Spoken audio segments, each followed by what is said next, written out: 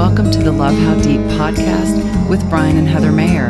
Our purpose is to equip married couples like you with resources that rely on the transformative power of God's Word to strengthen your relationship.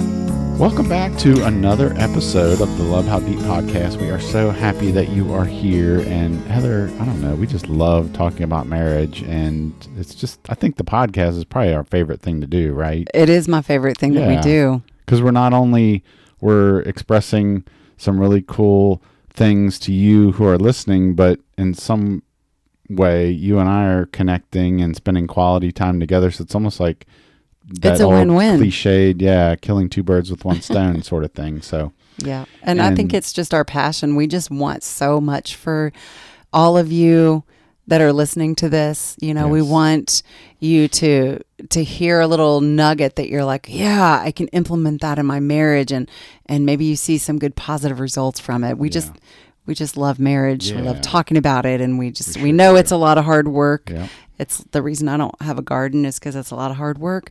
Well, and we also live in a townhome. That too. Yeah. But but marriage is hard too. It is. I mean, our marriage is good, but it's hard work to keep it that way, to always improve on things. So. That's right.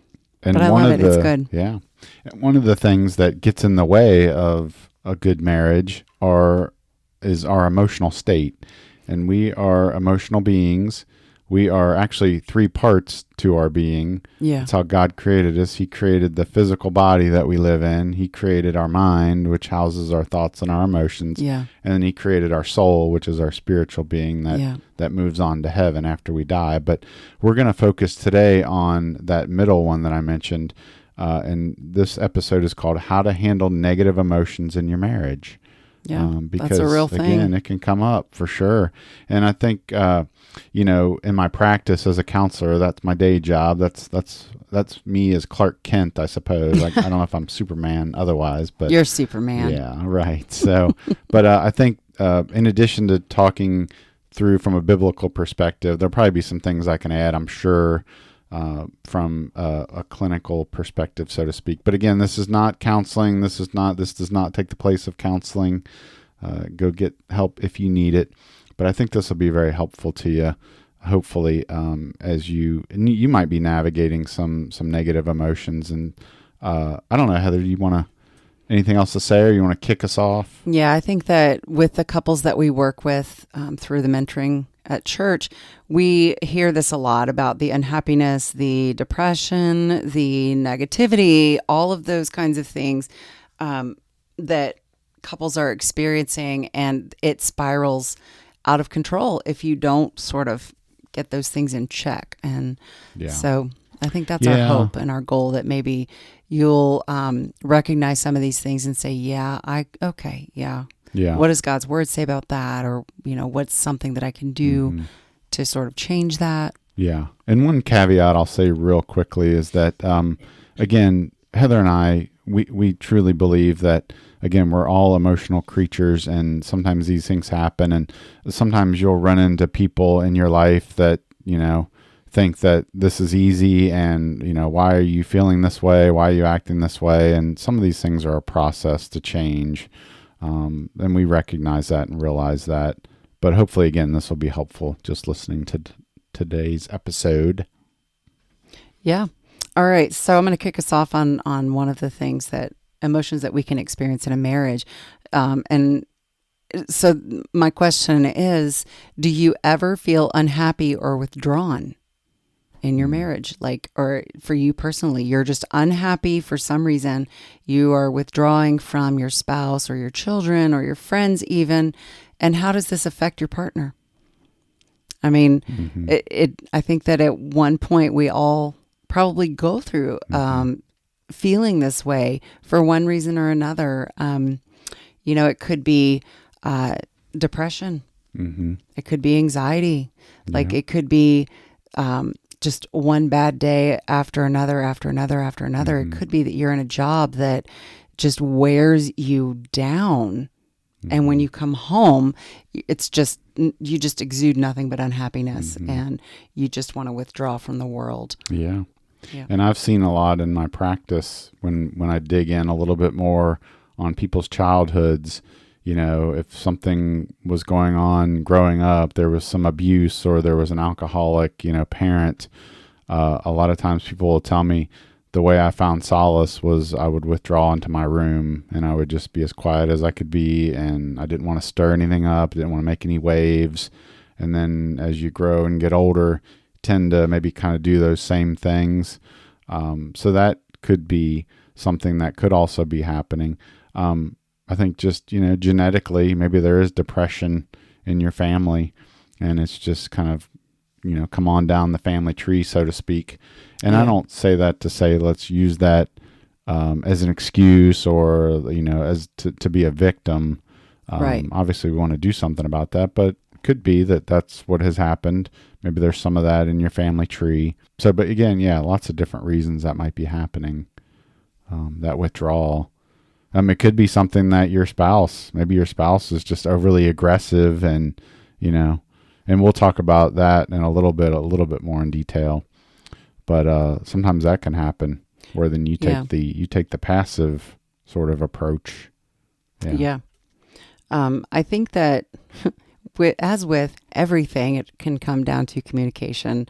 And are you able to communicate with your spouse to say, I don't know why I just need to be by myself for a little while when I get home, or I just don't want to be around anyone once I come home from work, or I'm very unhappy. Like, what do you recognize in yourself of like, I can put a finger on this.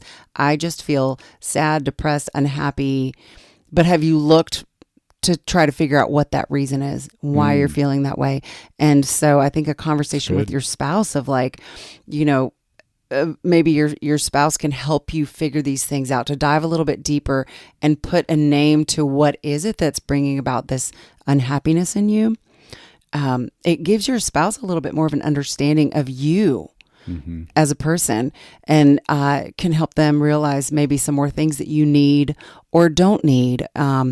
And can your spouse help eliminate some of the stress that you're feeling? If it's things around the house, if it's the kids, if it's, things that aren't getting done, like whatever it is, communicating each other and being supportive. And if you're listening to your wife or your husband explain all of these things to you, be supportive, be loving, and ask them, what do you need from me? Do you just need to vent to me, or do you need me to do something? How can I help you is such an important thing to ask, and to also to be careful not to try to fix it and say, well, this is what you need to do. You should, this is going to fix it right there. In that moment, that is not what we need to hear when we're experiencing these emotions. Really, it's just you offering yourself in some way shows so much love and support. And if you are the one that's feeling unhappy or sad, depressed, whose responsibility is it to make you feel happy and involved in something? I think that is your responsibility to maybe persevere through whatever that hard stuff is that you're feeling. Persevere through that and make it a point to say, you know what, I'm going to do this anyway. I can stay at home and be miserable, or I can go out and do X, Y, and Z, and maybe I won't feel as miserable. I don't know. Yeah. I was just going to say real quick, there are times where I'm just not feeling myself, just kind of blah. And if I get outside where there's sunshine, go for a walk, go for a run, most of the time helps. I come back feeling so much better. So much better. Yeah. Does it completely solve everything? Maybe not, but no. If it can help me feel 10% better, then it was worth it. It was worth it. And I just wanted to read Proverbs 12:25 says, anxiety weighs down the heart, but a kind word cheers it up. So anxiety, sadness, depression, stress, all of those things totally build up in us and weigh us down and cause us to just withdraw from the world. But, your spouse can be that kind word that helps to cheer you up as well. I don't know, Brian, I was thinking about, you've talked about it in your practice that you, when you have I guess people sitting across from you that are dealing with anxiety, you want them to really put a different word on what is it that's causing anxiety. Can you explain that a little bit more and to our listeners? Yeah, a lot of times we get into this place of like, well, I have anxiety or I'm an anxious person. And it's like, no, we want to just really know what is the specific emotion you are feeling in the moment. Because again, we are very complicated creatures with lots of emotions that come and go. I had read not that long ago that something like our emotional state actually changes every 90 seconds. But sometimes we don't think about that. We just think, well, I've just been anxious all day long. Well, no, maybe there was some fear, and maybe that flowed into loneliness, and then maybe that flowed into something like emptiness, or you see what I'm saying, where it's a little bit more nuanced. And the whole purpose behind that and identifying that is to know that, again, things change. You do have a little bit more power over your emotions than maybe you think. Because again, but if I'm just saying all the time, well, I'm just anxious, I'm an anxious person, then you sort of become a slave to what that is. Right. Rather than just saying, I feel lonely right now. Okay, well, if I feel lonely, what might help that? Oh, maybe I'll go volunteer for a couple hours down at the retirement home, and maybe you'll just call up a friend and say, hey, let's do lunch. Right. Exactly. So and then too, I don't think we mentioned this, the acronym HALT, HALT. Yes. You might ask yourself that, and what that stands for is hungry, angry, lonely, or tired. Or is that a reason why I'm kind of feeling withdrawn, sullen, So making sure that you're asking yourself those questions as well. Yeah, it takes that just digging a little bit deeper into your soul to kind of discover why you're feeling a certain way. Yeah. Like I remember about a month ago, you were in Bible study, and I was here by myself. Like I normally do. I go get my coffee, I climb back in bed, and I read a book and drink my coffee with my cat next to me. It's just kind of like me time. And just for whatever reason, I just started having this overwhelming feeling of sadness and depression, to the effect of like, I started having these thoughts of like, no one likes me. I'm a grown woman. That's like, no one likes me, and I have no friends, and just nobody wants to do anything with me or be around with me. And it was just like, all of a sudden I stopped and I'm like, what is wrong with me? What is going on? Like, and I just feel like that was just an attack. Honestly, I think just felt like it was an attack, because I can look at all of those and see how ridiculous those thoughts were. Or I could have dwelled on those and thought, oh my gosh, that's so true. Yeah, that's so true. Like, yeah, I don't know. And so I tried to figure out, like, why am I feeling this way? Which I think is where that halt comes in, I don't know that I was hungry. I don't know which word would have described where I was in that moment, but the fact remains that I looked at, like, why am I feeling this way? Is there a reason? Because this does not make sense. Yeah. And that's good. But you have to dig a little bit deeper. Yeah. Right. Yeah. Because a lot of times I almost call, it's like surfing. Are we surfing the wave, and are we not making a choice to jump off of the wave? Yeah. Because when you're surfing, which I've actually never done, but I'm assuming you can jump off of the wave, you don't have to ride it all the way into the beach. I don't know. So, I have no idea. Yeah. So I've not tried that. Yeah. But, So, yeah. Well, let's go to another one. This involves... Are you feeling controlled in your relationship, or maybe are you the one that has issues with control? And when I say control, again, this is definitely a gray area. It can go all the way from abusive behavior, like a physical control and being physically abusive, which is pretty clear, and you can kind of see that. And obviously, if that's happening, then safety and removing yourself from that situation is important. Absolutely. But, yeah. Get that help that you need there if that's what's going on. Yeah. But it is controls on a spectrum, and it could go into emotional areas, which can be abusive. But there's also control that can happen if one person is dealing with anxiety or needing to have things just so in a certain way. That can actually look like you're trying to be controlled, where a lot of times it's actually your spouse, your partner is actually trying to control their own anxiety. So I've seen a lot of situations where one person will be like, no, when we go out of town, we go on a trip, we've got to have the schedule just like this. This is how it's got to go, and I want to make sure, and I need to know, and I need to understand what's going to happen. Don't mess with the schedule. Yeah. And then you as a spouse say, well, hey, I was just thinking, maybe you've gone through half the plan for the day. What if we did this instead? And then that spouse that's got so much anxiety is like, no, we can't do that. We've got this and we've got that, and we've got to keep this going. And so that can kind of look like control. But I think the big part is how do you respond to that controlling behavior? Like if you're on the other end of that. And so obviously being assertive and letting your partner know, hey, I don't know if you mean to be this way, but I'm feeling awfully controlled right now. Are you trying to control me? What's going on here? I don't know if that kind of makes sense to you, Heather.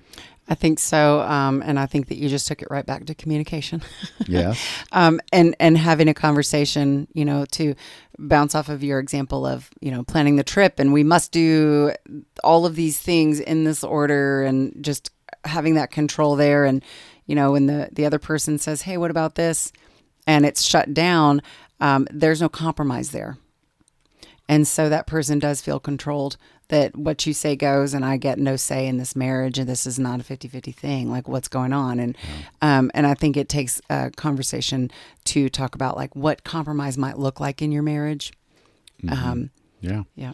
And two, you'll hear me say this a lot, but professionally being a therapist, my mind always goes back to childhood, and what kind of how did you grow up? And I think for you and I, you lived in a more structured environment because your father was in the military, and I lived in a less structured environment. My parents were divorced. We've said this many times on the podcast, but they were probably just trying to do the best they could for themselves, and sometimes I was kind of left to kind of just figure things out. And so maybe that could be something that happens when you and I go on vacation, where you want like that little bit more of a structured plan, and I'm just like, whatever, we'll figure it out when we get there. And so sometimes we can kind of knock heads a little bit on that. But but knowing that about each other, knowing that that's how you grew up, this is how I grew up, it's like, oh, okay, this makes sense. You're not trying to purposefully be a jerk, so to speak, and I'm not purposefully looking like I don't care. It's like, oh, okay, this is probably partly due to how you grew up, how you were raised. But yeah, I don't know. I don't know if there's anything else to say about that one. Did we kind of cover it all? Let me see. Yeah. I think so. Yeah.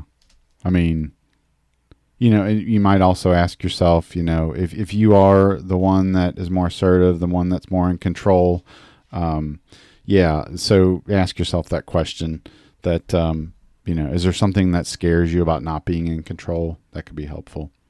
I will leave you with a verse that I've found very helpful. It's in Ephesians chapter 4, verses 2 and 3. It says, be completely humble and gentle. Be patient, bearing with one another in love. Make every effort to keep the unity of the Spirit through the bond of peace. And again, I would say this applies to both of you. The one that's more assertive, the one that wants to have a plan, maybe the one that wants to be more in control. You really need this one. And I would say also for the one that's on the other end of that, yes, you need this. But again, being careful to discern, is this abusive behavior that's coming my way? If it is, then you don't need to stay in that. But if it's something different, if you really talked it out and you kind of say, hey, this is not what this is, then yes, I would completely encourage you being on the other end of it to be humble and gentle. You got another one for us? Yes, I do. So this, I think, happens a lot. We see it a lot with couples that we work with, and that is criticism and negativity is that an issue in your marriage?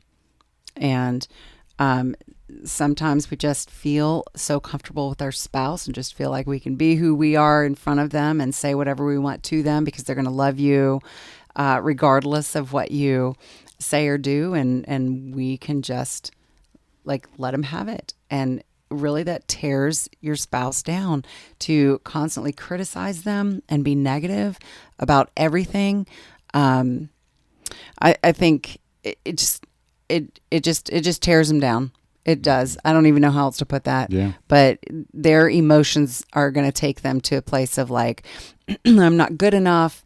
I can't make I don't measure up. I can't make my spouse happy. Can't do anything right. Can't do anything right. Yeah. Yeah. And I will challenge you, if you are the critical one in your relationship, well, number one, start to be aware of that. But number two, I've often found that those that are extremely critical are often, what's happening is there's something within them that is actually criticizing them. Maybe it's a voice from their past, maybe it's a parent, or maybe it's Satan, or maybe it's something that they've built up in themselves. And so a lot of times when you're barking at your spouse consistently about something, I want you to look inward and say, is there something that I'm not happy with myself? Or is there some kind of rule that I've developed in life that if my partner's not meeting this, then I'm going to be critical of? But really it's me that I'm critical of, is another thing I think I hear a lot about. And one other thing I'll mention too that I love talking about, John Gottman, famous couples researcher, said that there's these things called the 4 horsemen that when they're present in a relationship, they can predict divorce something like 92% of the time. And one of those is criticism. So if you're criticizing your spouse a lot, you can expect that potentially there's a higher rate of divorce in your future if you don't stop it. Right. So let's see what God's word says about that. Romans 14:12-13 says, yes, each of us will give a personal account to God. So let's stop condemning each other. Decide instead to live in such a way that you will not cause another believer to stumble and fall. I mean, so God is saying right there, stop it. Just stop it. And, and just behave more in a more loving, accepting way. I think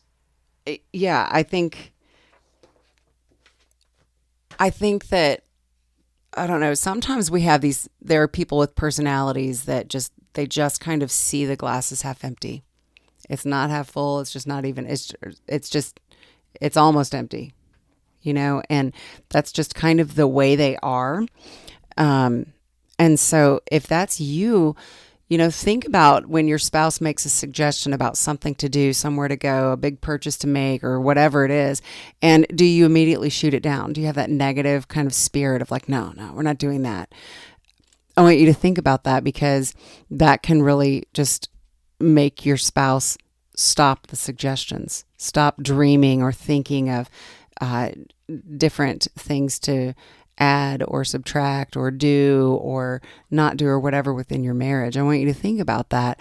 Are you kind of sticking that cork in that bottle of your spouse and how much they want to open up to you about maybe their dreams or ideas? So if you're the one that is feeling constantly criticized and kind of put down in that negative sort of way or whatever, I want you to just stick with it and just, continue to try to open up to your spouse about that, and about, being more positive together in your marriage, and what you need from him or her. If you are the person that has that more critical spirit, you can't always, I guess, rely on, well, this is the way I've always been, because you don't have to stay that way. It's easy to just say that that's how you are, that's your personality, but it's better to say, God, change me. How can God change you? Digging into the word, finding out what he says about that and what God says about you, and then really working to, I guess, saying something positive to your spouse or to your children every day. What can you say to them every day to develop new habits? Because it's a habit to be negative. It really is, or to be critical. But it takes a lot of work, a lot of effort to change that habit and create new habits. So, I would definitely encourage you to do that together and to build each other up, to make a stronger marriage, stronger house. I think that's an awesome place to leave us. I love how you just turned sort of the episode called How to Handle Negative Emotions in Your Marriage into something positive there. So thank you for that, Heather. And with that, we will go ahead and wrap up for today. We'd encourage you, sign up for our newsletter. It's a great way to keep in touch with us and to know what we're doing and what we've got going on. And we always try to be helpful in the newsletter to give you something to think about and something to do together as a couple. So go to the show notes for this episode, and you'll see a link for that at the bottom of the show notes. And with that, we will close out. We are so thankful again that you have decided to listen today, and we will look forward to talking again on the next episode. Take care until then.